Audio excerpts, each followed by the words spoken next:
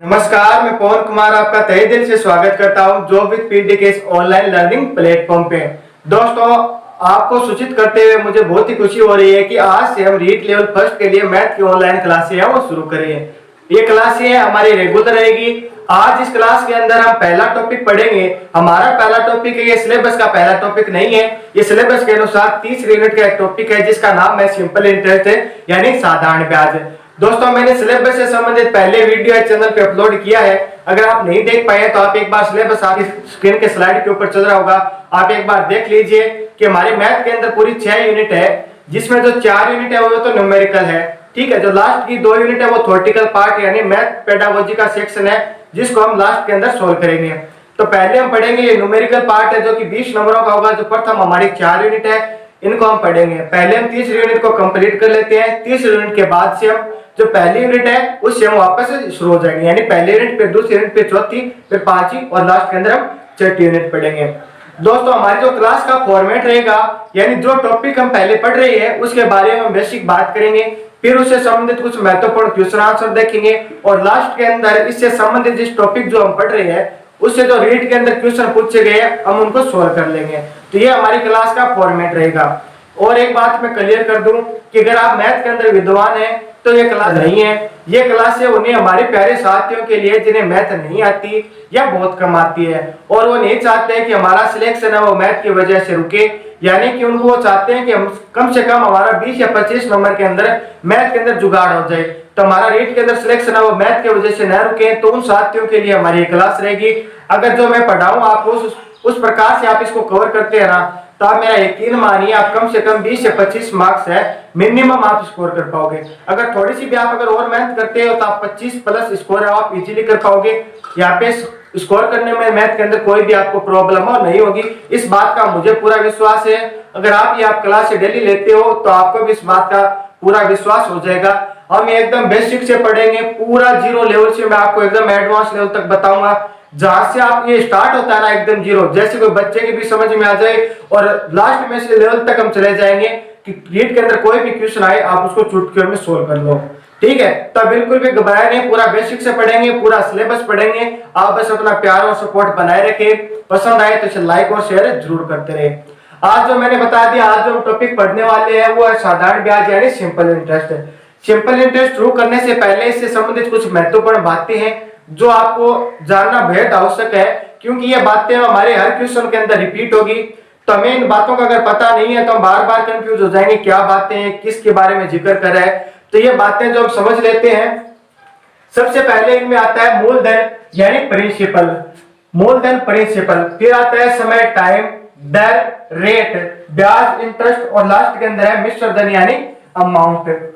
सबसे पहले हम बात करें मिश्र धन, मूलधन यानी प्रिंसिपल क्या होता है। मान लीजिए किसी से हम कोई राशि उधार लेते हैं या किसी को कोई राशि उधार देते हैं। मान लीजिए कि मैंने आपसे 5,000 रुपए उधार दिए, या आपने आपके दोस्त को 5,000 रुपए उधार दिए, या आपने किसी दोस्त से 2,000 रुपए उधार लिए, या बैंक से किसी ने 1 लाख रुपए का लोन लिया, 2 लाख रुपए का लोन लिया, तो वो क्या होता है, वो होता है मूलधन। यानी जो राशि उधार ली जाती है या जो राशि उधार दी जाती है वो होती है मूलधन।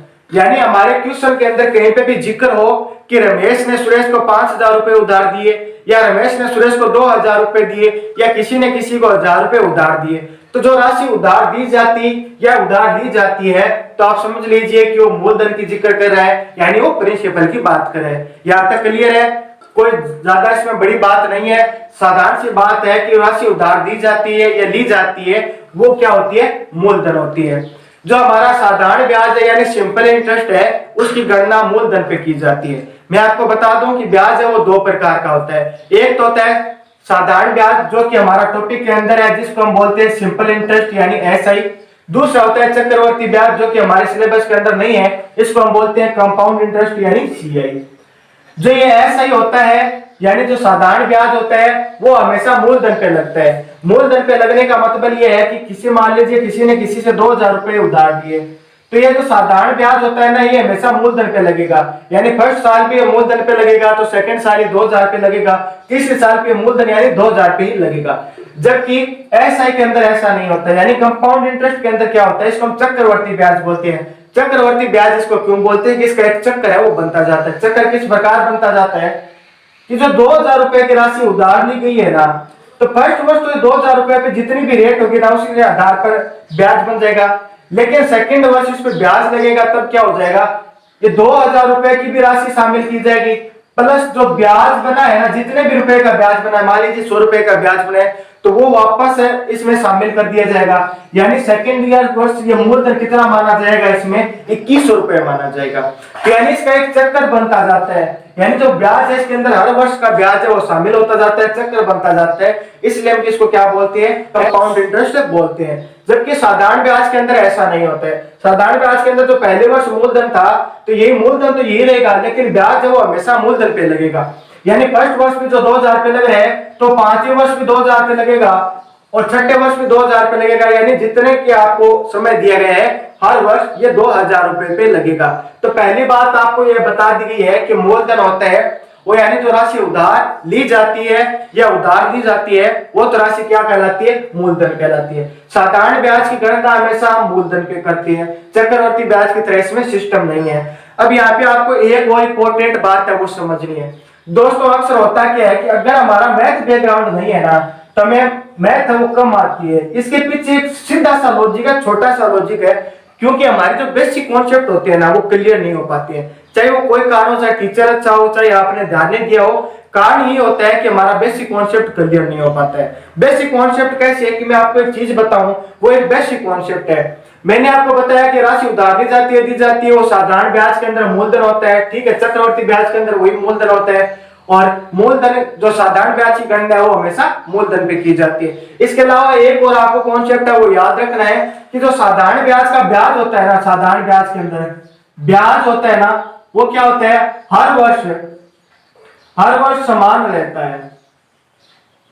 ये कॉन्सेप्ट है, आप इसको दिमाग के अंदर बिठा लीजिए। आपको दिमाग के अंदर क्या बिठाना है कि साधारण ब्याज के अंदर जो ब्याज होता है वो हर वर्ष है ना समान रहते हैं। सर इसको एग्जांपल से समझाइए, ऐसे कैसे हो सकता है। मान लीजिए कोई 2000 रुपए की राशि थी, कोई 2000 रुपए की राशि थी। आगे मैं आपको बताऊंगा इसकी कैलकुलेशन कैसे करनी है, लेकिन पहले एक छोटा सा कॉन्सेप्ट हम उसको समझ लें, क्योंकि ये बार हमारे क्वेश्चन के अंदर डायरेक्ट आ जाएगा। हमें कॉन्सेप्ट अगर नहीं बताया तो हम कंफ्यूज होंगे, ठीक है। तो पहले हम कॉन्सेप्ट समझ लेते हैं।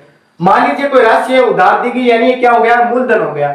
इसके ऊपर हमें 200 रुपए का ब्याज मिला। साधारण ब्याज के अंदर ब्याज है वो हर वर्ष का समान रहता है, ठीक है। यानी पहले वर्ष 200 था तो हर वर्ष ये दूसरे वर्ष भी 200 होगा, तीसरे वर्ष भी 200 होगा। ये हमारा कॉन्सेप्ट है। यानी कि साधारण ब्याज के अंदर जो मूलधन होता है, जो ब्याज मूलधन पे तो हम गणना करते हैं, ब्याज की गणना तो हम मूलधन पे करते हैं, ठीक है। और हमारा ब्याज होता है ना वो हर वर्ष समान होता है। मान लीजिए कि पहले वर्ष तो हमें 200 रुपए मिल रहा था, वो दूसरे वर्ष हमें 200 रुपए मिलेगा। ये 300 रुपए किसी भी सूरत के अंदर नहीं होगा। तीसरे वर्ष में 200 रुपए मिलेगा, चौथे वर्ष हमें 200 रुपए मिलेगा। यानी जितने भी वर्ष ये राशि उधार ली जाएगी, यानी 10 वर्ष मान लीजिए ये राशि उधार ली गई है 2000 रुपए की, तो जो ब्याज मिल रहा है ना वो 10 वर्ष तक समान ही मिलेगा। ब्याज के अंदर कोई भी चेंज नहीं हो जाएगा। अब इसका हमारे क्वेश्चन के अंदर क्या महत्व है, क्वेश्चन से किस प्रकार पूछे जाते हैं, चलिए मैं आपको वो भी बता देता हूं। मान लीजिए आपको कोई सिंपल सा क्वेश्चन इससे दे दिया जाएगा कि पहले वर्ष किसी राशि पे 2000 रुपए की राशि का 100 रुपए ब्याज बन रहा था, तो आप बताइए कि दूसरे वर्ष कितना ब्याज बनेगा, या पांचवें वर्ष उसका ब्याज कितना हो जाएगा। तो जो 100 रुपए ब्याज है वो प्रत्येक वर्ष 100 रुपए ही रहेगा। यानी ब्याज के अंदर कोई भी इसमें चेंज नहीं होता, प्रत्येक वर्ष का ब्याज है वो समान रहता है। यानी दूसरे वर्ष भी 100 होगा, तीसरे वर्ष भी 100 होगा, चौथे वर्ष भी 100 होगा और पांचवें वर्ष भी ये ब्याज कितना होगा, 100 रुपए होगा।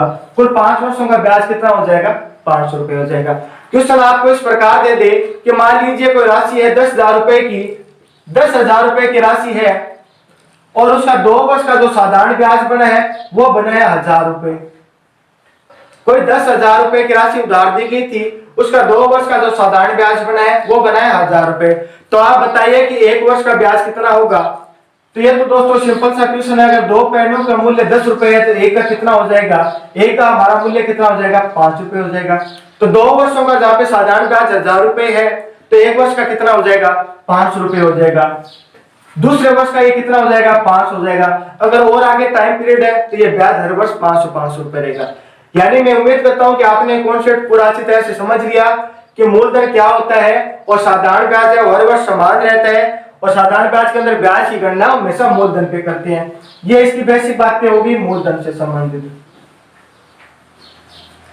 अब आगे हम बात करेंगे समय। समय क्या होता है? जो राशि हम उधार देते हैं कोई ना कोई पीरियड के लिए तो देते हैं। हो सकता है हमने 20 दिनों के लिए दी, हो सकता है हमने 100 दिनों के लिए दी, हमने हो सकता है 5 महीनों के लिए दी, 2 वर्ष के लिए दी, 5 वर्ष के लिए दी, कोई ना कोई तो पीरियड के लिए दी जाती है। वो राशि जितने पीरियड के लिए दी जाती है वो हमारा समय होता है, यानी टाइम कहलाएगा। ठीक है, मान लीजिए 20 दिनों के लिए दी गई तो ये हमारा क्या हो गया? टाइम पीरियड हो गया। मान लीजिए 3 महीनों के लिए दी गई तो ये 3 महीने हमारा टाइम पीरियड हो गया। ठीक है, मान लीजिए 2 वर्ष के लिए दी गई कि 2 वर्ष हमारे क्या हो गया? टाइम पीरियड हो गया। टाइम के अंदर आपको एक बात हमेशा ध्यान रखनी है कि साधारण ब्याज के अंदर हमें जो समय है वो वार्षिक रखना है। साधारण ब्याज के अंदर हमें समय है वो वार्षिक रखना है। मैंने बात को दोबारा रिपीट किया है, अगर आप किसी भी कारणवश पहले नहीं ध्यान दे पाए तो वापस इसको ध्यान दे लीजिए कि साधारण ब्याज के अंदर है वो समय है हमें वार्षिक रखना है। वार्षिक का मतलब यहाँ पे क्या है? सर आपके मन में एक डाउट आ रहा होगा। तो मान लीजिए कि अगर आपको क्वेश्चन के अंदर 2 वर्ष दिया गया है, 3 वर्ष दिया गया है, 4 दिया गया है, 5 दिया गया है, कोई प्रॉब्लम नहीं है, वार्षिक रखना है, ये वर्ष के अंदर है। लेकिन प्रॉब्लम कहाँ आ जाती है? प्रॉब्लम यहाँ आती है कि मान लीजिए कि आपको दे दिया गया 30 दिन, ठीक है, 33 दिन, 3 माह है, 4 माह है। अगर आपको इस प्रकार दे दे तब हम क्या करेंगे? तो दोस्तों यहाँ पे एक बेसिक बातें याद रखनी है कि एक वर्ष के अंदर कितना समय होता है? एक वर्ष के अंदर 12 महीने होते हैं ना। और दिनों की बात करें तो एक वर्ष के अंदर 365 दिन हम अमूमन मानते हैं। ठीक है, यहाँ पे मैं लीप वर्ष की बात नहीं करेंगे, हम साधारण ब्याज के अंदर हम मानेंगे कि एक वर्ष के अंदर कितने दिन होते हैं? 365 दिन होते हैं। ठीक है, अगर एक वर्ष के अंदर महीनों की बात की जाए तो कॉमन सी बात है 12 महीने होती है। यानी कि इनका महत्व क्या? मैं ये बातें आपको क्यों बता रहा हूं कि एक वर्ष के अंदर 365 दिन माननी है, एक वर्ष के अंदर 12 महीने होते हैं, तो इनका हमारे यूज क्या करना है, किस प्रकार करना है, मैं आपको यह भी बता देता हूं। दोस्तों पसंद आ रही है तो फीडबैक जरूर दें। क्लास आपको कैसी लग रही है? मान लीजिए कि आपको दर है वो जो समय है वो वार्षिक नहीं दिया गया, समय दे दिया गया 6 महीने, तब हमें साधारण ब्याज के अंदर तो वार्षिक के आधार पर चलना है, ये तो हमें माह में दिया गया है। तो हमें पता है कि एक वर्ष के अंदर कितने माह होते हैं? 12 माह होते हैं। तो हमें जितने भी महीने दिए जाए ना उनको हम 12 से डिवाइड कर देंगे। 6 महीने दिए गए, हमने क्या कर दिया इसके अंदर 12 लिख दिया नीचे। ठीक है, अगर आपको 5 महीने दे दिए जाए तो हम वार्षिक इसको कैसे बनाएंगे? इसके नीचे 12 लिख देंगे। अगर आपको 4 महीने दे दिया जाए तो हम इसके नीचे 12 लिख के इसको क्या बना लेंगे? वार्षिक बना लेंगे। मैथ के अंदर एक रूल होता है, अगर कोई ऊपर नीचे संख्या कट रही है तो पहले उनको काट दो। ये 6 से कट रही है, 6 कम 6, 6 2 12, यानी इसको हम क्या लिख सकते हैं? इसको 1/2 लिख सकते हैं। ये नहीं कट रही है तो समय की जगह ये हम क्या लिखेंगे? तो ये हो गया 5/12 वर्ष। ये कट रही है 4 से, 1/3 वर्ष। 4 महीने कितना होता है? एक वर्ष का तीसरा भाग ही तो होता है। 6 महीने कितना होता है? एक वर्ष का आधा भाग होता है। तो हमने इसको क्या कर लिया, जो महीने में हमें दिया गया था उन्होंने हमने वर्ष के अंदर कन्वर्ट कर लिया, यानी जो हमें 6 माह दे रखा था हमने इसको आधा वर्ष के अंदर लिख लिया। ठीक है, तो अगर आपको महीने दे दिए जाए तो आप वर्ष के अंदर आसानी से कन्वर्ट कर सकते हैं। कोई प्रॉब्लम यहाँ तक मुझे उम्मीद है कि आपको कोई भी प्रॉब्लम नहीं होगी, आराम से आपका डाउट है वो क्लियर हो गया होगा। अब बात करें कि अगर सर हमें दिन दे दिए जाए, ठीक है, तो दिन आपको जितने भी दिन दिए जाए, मान लीजिए कि आपको 35 दिन दिए गए तो आपको क्या करना है? इसके अंदर 365 का भाग दे देना है। जितने भी आपको दिन दिए जाए उनको वर्ष के अंदर कन्वर्ट करने के लिए हमें 365 से भाग करना है। मान लीजिए आपको अगर 73 दिन दे दिए जाए तो आपको क्या करना है? इसको 365 से डिवाइड कर लिया जाएगा। जहां तक चांस है ना, अगर दिन दिए जाएंगे तो आपको एक सीरीज के अंदर दिए जाएंगे 73, 146, यानी 73 की सीरीज है, इसी के अकॉर्डिंग है हमको दिन दिए जाएंगे। क्योंकि 73 है इसे डिवाइड करता है ताकि कैलकुलेशन थोड़ी इजी हो जाएगी। डिवाइड करता है 73 है, एकम 73, और ये क्या हो जाएगा? 5। यानी अगर 73 दिन दे रखे हैं, 73 दिन का मतलब ये हो जाएगा वो वर्ष के 1/5 भाग की बात कर रहा है। ठीक है, वर्ष के 1/5 भाग की बात कर रहा है, तो यानी कन्वर्ट हो गया किसके अंदर? हो गया वर्ष के अंदर। माह दे दिए जाए यानी महीने दे दिए जाए तो आपको 12 से डिवाइड करना है। अगर आपको दिन दे दिए जाए तो 365 से डिवाइड करना है। दोस्तों एकदम जीरो लेवल से पढ़ा रहा हूं, एकदम जीरो लेवल से, इससे नीचे लेवल तक हो ही नहीं सकता, नहीं आपको कोई पढ़ा सकता है, इस बात की तो मैं गारंटी देता हूं। हर छोटी छोटी बात में आपको बताऊंगा किस प्रकार कोई चीज हमने क्यों लिखी, किस लिए लिखी, हर बात में आपको बताऊंगा। आप बस हमारे साथ जुड़े रहें। पसंद आ रहा है तो फीडबैक उपलब्ध करवाते रहे, आप इसमें कंजूसी ना करें।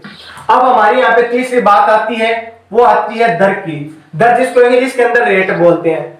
कोई ब्याज है, मान लीजिए 10,000 रुपए का हमें 100 रुपए ब्याज मिल रहा है, 200 रुपए ब्याज मिल रहा है, हमें कितना ब्याज मिलेगा, किस प्रकार हमें ब्याज मिलेगा, तो ये सब डिसाइड हो किस आधार पे होगा, दर के आधार पर होगा। यानी दर का क्या मतलब होता है कि हमें कितना ब्याज मिलेगा, किस प्रकार हमें ब्याज मिलेगा, ये किससे डिसाइड होता है, दर से डिसाइड होता है। ठीक है, जो राशि दी गई है उसके अतिरिक्त हमें जो राशि दी जाती है वो क्या होता है, ब्याज होता है। मान लीजिए कि मैंने आपको 1,000 रुपए दिया, 10% के दर से दिया और 2 वर्ष के लिए दिया। इसके बाद तो आप मेरे को 1,000 रुपए के अलावा कुछ और राशि भी तो दोगे।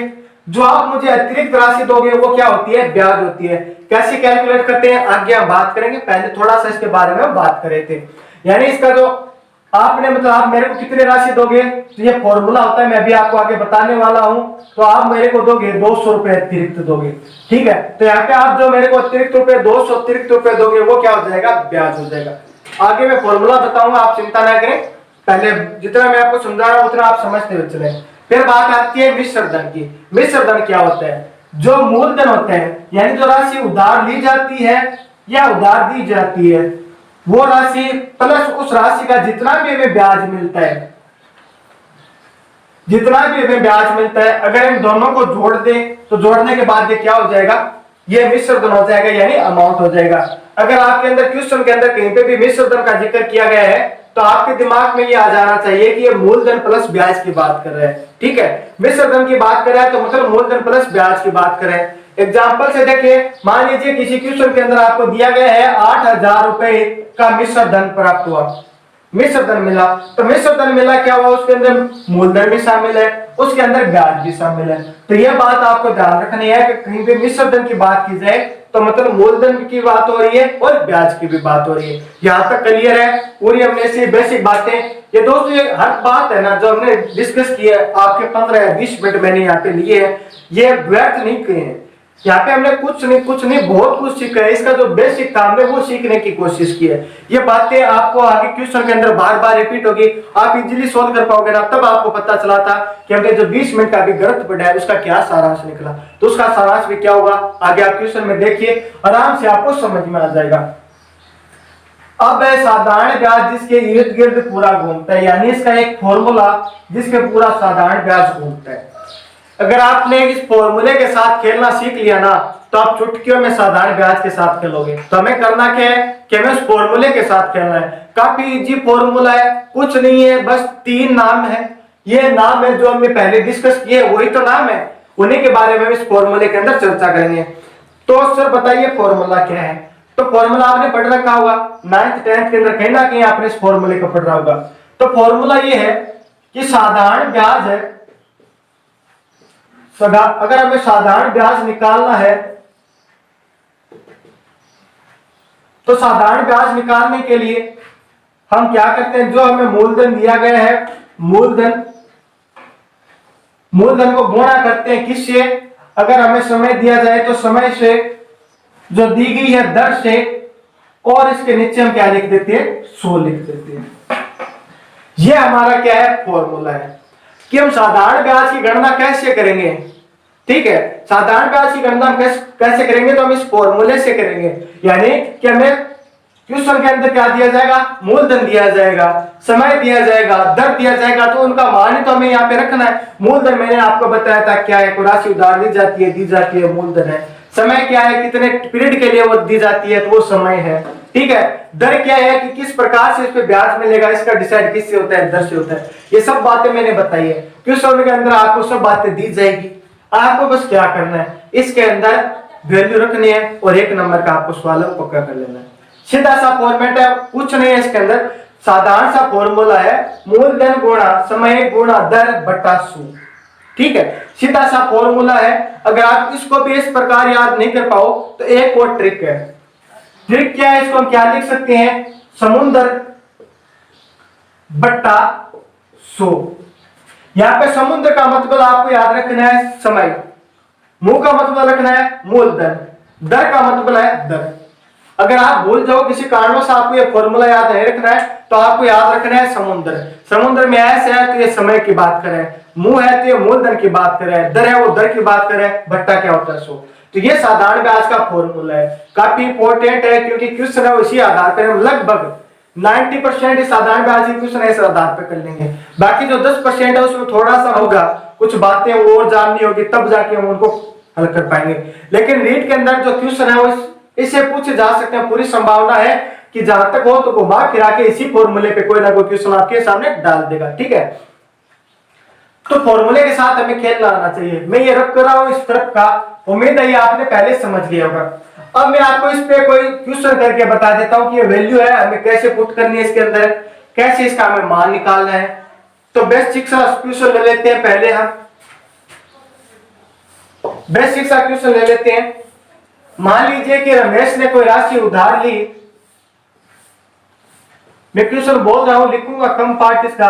मान लीजिए रमेश ने कोई 5,000 रुपए की राशि उधार ली है, उधार ली है या दी है, तो वो राशि क्या हो जाती है, मूलधन हो जाती है। मान लीजिए रमेश ने कोई 5,000 रुपए की राशि उधार ली, 5,000 रुपए की राशि है, वो 2 वर्ष के लिए 10% वार्षिक दर 10% वार्षिक दर से उधार ली है। और तो उसका आपको क्या बताना है, आपको बताना है कि इसका साधारण ब्याज, ठीक है, आपको बताना है इसका साधारण ब्याज यानी एसआई यानी सिंपल इंटरेस्ट कितना होगा। रमेश ने कोई राशि 5,000 रुपए की राशि उधार ली है 2 वर्षों के लिए, ठीक है, जिसकी ब्याज दर कितनी दे रखी है, हमें 10% इसकी ब्याज दर दे रखी है। तो आपको बताना है इसका साधारण ब्याज यानी सिंपल इंटरेस्ट कितना होगा। बहुत इजी क्वेश्चन है, फॉर्मूला आपके सामने है, मान रख के पुट कर देना है। सबसे पहले यहाँ पे हमें देखना है कि मूलधन क्या है। तो जो राशि उधार दी जाती है मूलधन होता है, यानी 5,000 रुपए यहाँ पे क्या हो जाएगा, मूलधन हो जाएगा। तो मैं लिख लेता हूं मूलधन 5,000 रुपए। समय की बात की गई है, समय हमें दिया गया है, समय कितना है, 2 वर्ष। दर की बात की गई है, दर कितनी है, 10%। निकालना क्या है, साधारण ब्याज निकालना है। सीधा इस फॉर्मूले के अंदर हमको मान पुट करना है। मान पुट करना है तो यानी सबसे पहले में मूलधन लिख देना है। मूलधन कितना है, 5,000 रुपए। समय कितना है, 2 वर्ष। दर कितनी है, फिर दर कितनी है, 10%। ठीक है, भाग में कितनी राशि रखनी है, 100। अब जो संख्या कट रही है उसको काट देंगे, और जो गुणा हो जाएगी फिर बची हुई राशि तो उनको गुणा कर देंगे। 2 0 से 2 0 कट गया। 50 का गुणा अगर 2 से करें तो ये कितना आ जाएगा, 100। 100 का गुणा अगर 10 से करें तो ये कितना आ जाएगा, 1000। यानी जो ब्याज मिलेगा वो कितना मिलेगा, 1000 रुपए मिलेगा। यानी अगर 5,000 रुपए की कोई राशि 2 वर्ष के लिए उधार दी जाती है 10% वार्षिक दर से, तो उसके ऊपर ब्याज कितना मिलेगा, उसके ऊपर 2 वर्षों का ब्याज मिलेगा 1000 रुपए। अब क्या आप 1 वर्ष का ब्याज बता सकते हो कितना होता है? तो मैंने बताया था कि प्रत्येक वर्ष का ब्याज समान होता है। 2 वर्षों का अगर 1000 है तो 1 वर्ष का कितना हो जाएगा, 500 रुपए। काफी इजी क्वेश्चन था, बेसिक। मतलब मान लीजिए अगर कोई 0 लेवल का ऐसे क्वेश्चन पूछेगा तो वो क्वेश्चन यही होगा। इसकी संभावना आने की नगण्य है, लेकिन ये हमें साधारण ब्याज पढ़ने के लिए, समझने के लिए हमें ये बातें आना चाहिए, क्योंकि शुरुआत है वो 0 से होती है। ठीक है, तो ये आपका एकदम बेसिक सा क्वेश्चन हो गया। थोड़ा लेवल बढ़ाते हैं, आगे चलते हैं। अब क्वेश्चन है, मान लीजिए सुरेश ने कोई 2000 रुपए की राशि 2000 रुपए की राशि 3 माह के लिए 2000 रुपए की राशि 3 माह के लिए 6 सही 1/2% की वार्षिक दर से 6 सही 1/2% की वार्षिक दर से उधार ली। तो आपको बताना है इसका साधारण ब्याज यानी है सही इसका क्या होगा। क्वेश्चन में वापस रिपीट कराओ, अगर आप क्वेश्चन लिख रहे हैं तो क्वेश्चन लिख लीजिए। मान लीजिए कि सुरेश ने 2000 रुपए की राशि 3 माह के लिए 6.5% वार्षिक दर से उधार ली। तो इसका ऐसा यानी साधारण ब्याज है वो इसका कितना होगा, ये हमें बताना है इसका साधारण ब्याज कितना होगा। तो दोस्तों फॉर्मूला यही है कि मूलधन समय गुणा दर, हमें ये तीनों चीजें वो दी गई है। मूलधन भी दिया गया है, मूलधन यानी प्रिंसिपल हमें कितना दिया गया है, तो प्रिंसिपल हमें दिया गया है 2000 रुपए। टाइम की बात करें तो टाइम पीरियड कितने का है, 3 माह का। यहाँ पे अब थोड़ी सी गाड़ी है वो रुकेगी, ठीक है। दर हमें कितनी दी गई है, दर हमें दी गई है 6 सही 1/2। मैंने बताया था कि अगर आपको समय दिन के अंदर दिया जाए तो आपको 365 से भाग करना है, और अगर आपको समय है वो मंथ के अंदर दिया जाता है, 2 माह 3 माह 4 माह 5 माह 10 माह कितने भी माह दिए जाए तो हमें क्या करना है, उसको 12 से डिवाइड करना है। हमें यहाँ पे कितना दिया गया है, 3 महीने दिया गया है। 3 को हम क्या करेंगे, 12 से डिवाइड कर देंगे, माने 12 से भाग देना है। तभी अगर कोई संख्या कटती है तो इसको काट देंगे, नहीं कटती है तो उसका वैसे का वैसे लिख देंगे। तो ये संख्या यहाँ पे कटती है ना, यानी 3 से डिवाइड होगी कितनी बार हो जाएगी, 4 बार, यानी इसको क्या लिख सकते हैं 1/4। सही है। तो ये हमारा कितना हो गया, जो 3 माह दे गया था हमें उसको वर्ष में लिखना चाहिए तो इसको क्या लिखेंगे 1/4, यानी 3 माह होता है ना वो वर्ष का चौथा भाग होता है, यही तो होता है 3 माह है वो वर्ष का चौथा भाग जो होता है, यानी 3 माह अगर हम 4 बार मिला दे तो 12 महीने 1 वर्ष बनता है, ठीक है।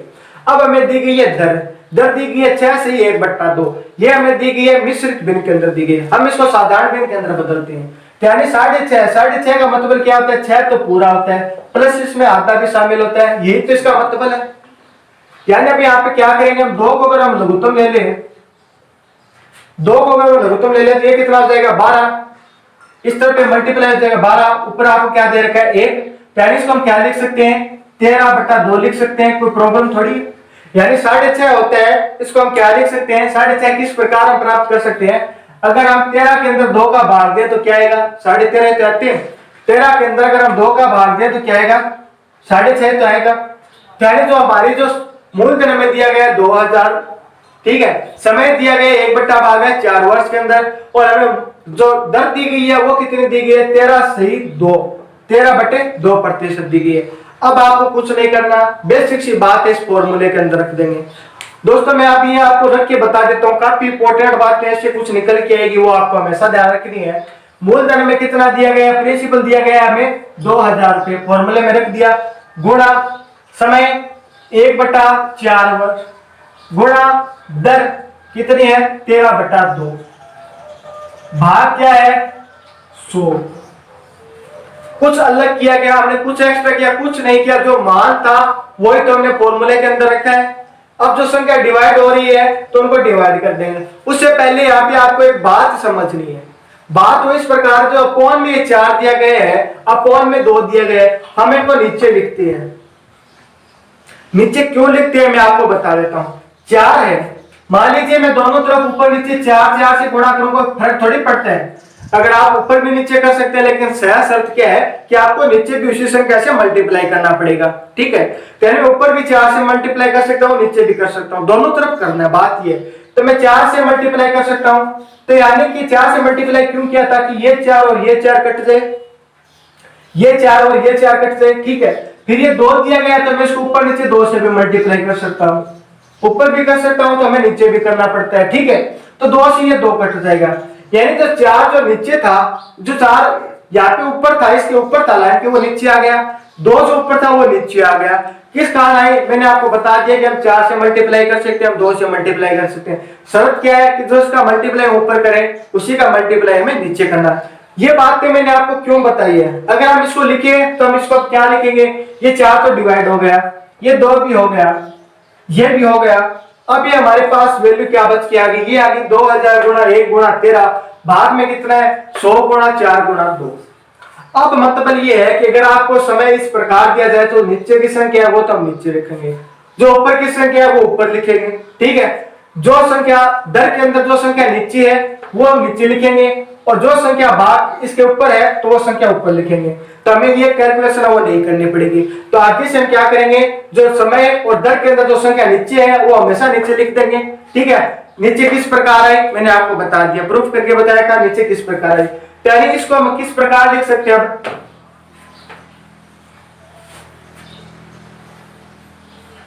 यानी इसको अब हम लिखना चाहे तो क्या लिख सकते हैं, मूलधन 1 गुणा 13/100, और ये गुणा क्या आएगा इसके 4 और 2, 4 और 2 कैसे है मैंने आपको भी बता दिया।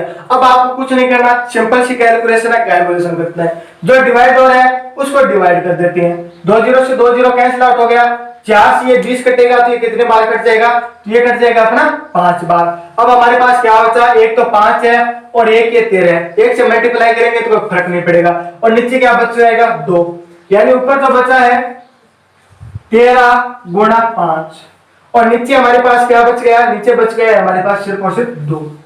इसको मल्टीप्लाई करेंगे तो ये कितना आ जाएगा, 13 होता है, नीचे है 2, यानी इसका जो मान आ जाएगा हल करने पर वो आ जाएगा 37.5। ये किस में आएगा, रुपए में आएगा, जो ब्याज होता है वो रुपए के अंदर होता है। 37.5 का मतलब क्या हो गया, सुरेश ने जो 2000 रुपए की राशि 3 माह के लिए 6/1/2 वार्षिक दर पे उधार ली थी, उसका जो एसआई यानी साधारण ब्याज होगा वो कितना हो जाएगा, 37 सही, यानी 37.5 रुपए हो जाएगा। यहां तक कोई क्लियर है क्या दोस्तों, एकदम बेसिक जीरो लेवल से चल रहा हूं। एक बार आप स्क्रीनशॉट ले सकते हैं, इसका लिखना चाहें तो लिख सकते हैं, लिख लिया होगा दोस्तों। ये तो इसका एकदम बेसिक हो गया, हमने इसकी बेसिक बातें और डिस्कस कर ली। अब थोड़ा सा और लेवल बढ़ाते हुए चलते हैं, क्योंकि बिना लेवल के तो काम बनेगा नहीं। लेवल के क्वेश्चन एग्जाम के अंदर आने हैं तो लेवल तक तो आपको पहुंचना पड़ेगा। हमारा लेवल बढ़ता जा रहा है, आपको भी अंदाजा हो जाएगा हमने कहां से शुरुआत की थी और किस लेवल पर आप पहुंच चुके हैं। ठीक है, तो लेवल पे आप बिल्कुल भी चिंता ना करें, उस लेवल का पढ़ाऊंगा जहां तक रीड में आ सकता है, आया हुआ नहीं, जहां तक आ सकता है उस लेवल तक भी मैं आपको पढ़ाऊंगा। बिल्कुल भी बेफिक्र रहे, बिल्कुल भी नहीं घबराए। अब दोस्तों अभी तक तो हमारे पास क्या था कि हमें साधारण ब्याज निकालना था, ये हमारे पास फॉर्मूला वो दिया गया था।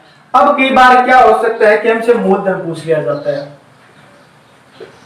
यानी कि हमें मूलधन पूछ लिया जाए या जो दर यानी रेट होती है रेट पूछ लिया जाए या समय भी पूछ लिया जा सकता है। तब हम क्या करेंगे, तब हम क्या करेंगे दोस्तों, इसी फॉर्मूले के साथ हमें खेलना है। इसी फॉर्मूले के साथ खेलने का मतलब क्या है, ये फॉर्मूला है, मैं थोड़ा शॉर्ट फॉर्म में लिख देता हूं ताकि थोड़ा स्पेस हमारे पास ज्यादा हो जाए। तो यानी साधारण ब्याज एस इक्वल टू क्या होता है, एस इक्वल टू होता है पी प्रिंसिपल यानी मूलधन गुणा ये होता है आपका समय यानी टी और रेट यानी दर, अपॉन में क्या होता है 100। यही तो होता है। अभी तक तो हम क्या कर रहे थे, ऐसे ही कर रहे थे, जो मान मिल रहा था इसके अंदर पुट किया, हमारा आंसर आ गया।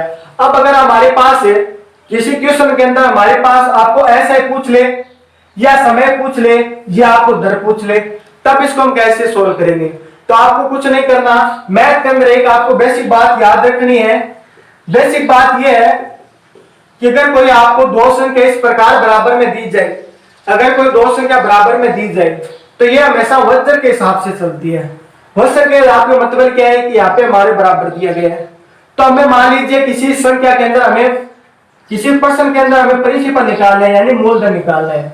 तो मूलधन निकालना है तो इसी फॉर्मूले से निकालेंगे कैसे, इस प्रकार हमें जो इस तरफ ऐसे दिया गया है तो ये 100 है, इस तरफ आ जाएगा, इस तरफ आ जाएगा। तो मैथ के अंदर वज्र गुणा चलता है। वज्र गुणा चलने का मतलब ये है कि जो संख्या इस प्रकार इस तरफ नीचे है ना, वो संख्या ऊपर आ जाएगी। यानी इसको क्या लिखेंगे, ये हो जाएगा एस आई मल्टीप्लाई किससे हो जाएगा 100 से।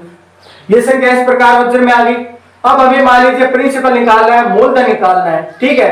तो यहाँ पे जो समय और दर बची है वो इसका यहाँ पे कोई मतलब नहीं है, यानी कोई यूज नहीं है, तो हम क्या करेंगे, इसको इस तरफ भेज देंगे। इस तरफ जो संख्या ऊपर है तो वो नीचे आ जाएगी, नीचे आएगी तो हम इसको क्या लिख देंगे, इसको लिख देंगे हम P गुणा R। यानी हमारे पास मूलधन निकालने का फॉर्मूला क्या आ जाएगा, मूलधन निकालने का फॉर्मूला आ गया साधारण ब्याज गुणा 100 अपॉन में आपको क्या दे रखा है समय और ये गुणा किसी है दर यानी रेट से।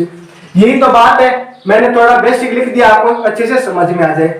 कैसे दोस्तों हमने इस फॉर्मूले को निकाला है। इस फॉर्मूले को निकालने के लिए हमने कुछ नहीं किया है, हमने जो ये बेसिक हमारा जो फॉर्मूला हमें दे रखा है, जो ये बेसिक फॉर्मूला दे रखा है इसमें हमें P निकालना है। तो हम क्या करेंगे, वज्र गुणा का रूल चलता है मैथ के अंदर, यानी जो संख्या नीचे है उसको तो हम ऊपर भेज देंगे, ठीक है, और जो संख्या नीचे है वो जो संख्या ऊपर है उसको हम क्या करेंगे, नीचे भेज देंगे।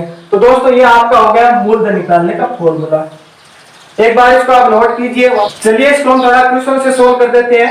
क्वेश्चन इस प्रकार आपको दिया गया है कि किसी राशि का, ठीक है, कोई आपको राशि दी गई है, मान लीजिए राशि हमें पता नहीं है, राशि ज्ञात करनी है। किसी राशि का 2 वर्षों के लिए, किसी राशि का 2 वर्षों के लिए, ठीक है, 10% वार्षिक दर से, 10% वार्षिक दर से जो साधारण ब्याज है हमें ऐसा ही होगा, वो कितना आ रहा है हमारे पास 1000 रुपये आ रहा है।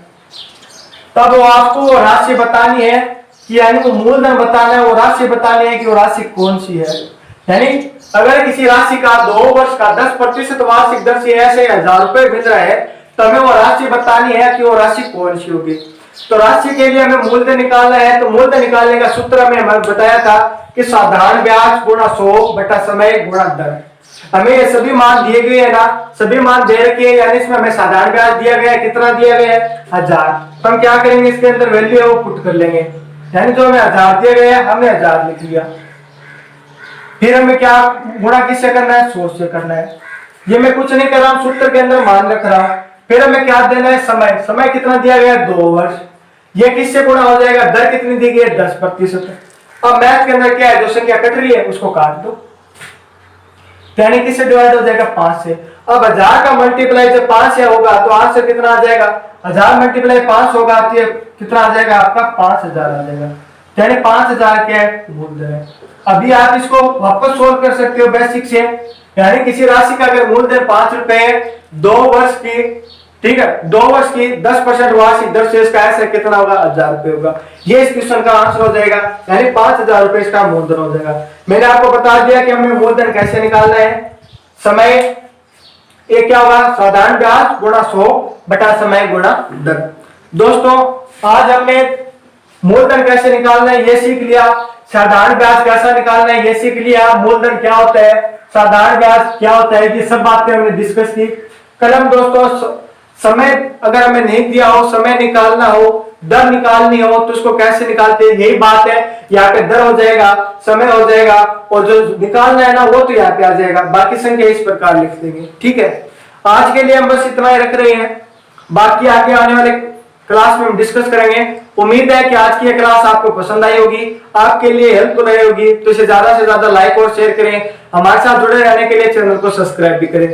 फीडबैक आप जरूर दें कि आपको ये क्लास कैसी लगी, पसंद आई कि नहीं आई, पढ़ाने का तरीका आपको कैसा लगा, क्या आपके लिए क्लास उपयोगी हो रही है या नहीं हो रही है, हमें फीडबैक करके जरूर बताएं। ठीक है, आपका फीडबैक है वही हमारे लिए मोटिवेशन है। मैं आपको पहले बार बार बता रहा हूं, मैं पूरा सिलेबस कराऊंगा, कंप्लीट सिलेबस कराऊंगा, पूरा टॉपिक वाइज सिलेबस कराऊंगा, आप बिल्कुल भी नहीं घबराएं, वो मेरी जिम्मेदारी है। आप शेयर करें, पसंद आए तो लाइक करें, ठीक है, और हमारे साथ जुड़े रहने के लिए चैनल को सब्सक्राइब करें। फिर मुलाकात होगी इसी प्रकार एक और बेहतरीन वीडियो के साथ, तब तक आप हंसते रहिए, मुस्कुराते रहिए, देखते रहिए जो भी पीढ़ी। जय हिंद, जय भारत।